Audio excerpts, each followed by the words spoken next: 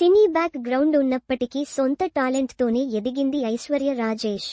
తెలుగమ్మాయి కావడం, కలర్ తక్కువ ఉండటంతో కెరీర్ ఆరంభంలో చాలా స్ట్రగుల్స్ ఫేస్ చేసింది. సొంత ఇండస్ట్రీలో అవకాశాలు రాక కోలీవుడ్ బాట పట్టింది. గ్లామర్ షో కన్నా నటనకు ప్రయారిటీ ఉన్న పాత్రలను ఎంపిక చేసుకుంటూ తమిళనాట స్టార్ హీరోయిన్గా ముద్ర వేయించుకుంది. అక్కడ సంపాదించుకున్న క్రేజ్తోనే తెలుగు, మలయాళం భాషల్లోనూ అవకాశాలు అందిపుచ్చుకుంది.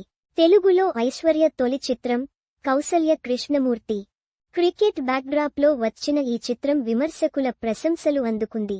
ఆ తర్వాత తెలుగులో miss match, world famous lover, తక్ జగదీష్, రిపబ్లిక్ వంటి సినిమాల్లో ఐశ్వర్య నటించింది.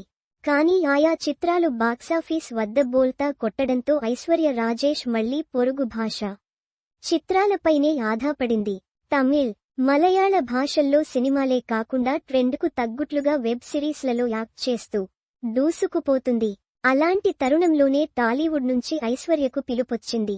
Victory Venkatesh, Anil Ravipudi combo movie Sankranti Vasthunnam లో వన్ ఆఫ్ ది హీరోయిన్గా చేసే అవకాశాన్ని అందుకుంది.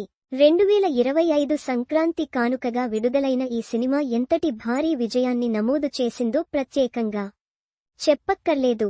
వరల్డ్ వైడ్గా 300 కోట్ల రూపాయల గ్రాస్ కలెక్షన్స్ను సాధించి వెంకటేష్ కెరీర్లోని అత్యధిక వసూళ్లు సాధించిన సినిమాగా రికార్డు సృష్టించింది. అటు పండుగ సమయంలో విడుదలై సంక్రాంతి విన్నర్ గాను నిలిచింది. ఈ ఫ్యామిలీ ఎంటర్టైనర్లో వెంకీ భార్యగా భాగ్యం పాత్రలో ఐశ్వర్య అదరగొట్టేసింది. ఆమె ఎనర్జెటిక్ యాక్టింగ్, డైలాగ్ డెలివరీ ప్రేక్షకులను విశేషంగా ఆకట్టుకున్నాయి. సంక్రాంతి వస్తున్నాం మూవీతో తెలుగులో ఐశ్వర్య ఓ బిగ్ హిట్ను అందుకుంది. అయినప్పటికీ టాలీవుడ్ ఆమెను పట్టించుకోవడం లేదన్న వాదన వినిపిస్తోంది. ప్రస్తుతం ఐశ్వర్య రాజేష్ చేతిలో దాదాపు అరడజన్ కొత్త ప్రాజెక్ట్స్ ఉన్నాయి. కానీ అందులో ఒక్క తెలుగు సినిమా కూడా లేకపోవడం గమనార్హం. కథల ఎంపికలో సెలెక్టివ్గా ఉండే ఐశ్వర్యకు టాలీవుడ్లో అవకాశాలు రావడం లేదా, లేక వచ్చిన ఆఫర్లు నచ్చడం లేదా అన్నది తెలియాల్సి ఉంది.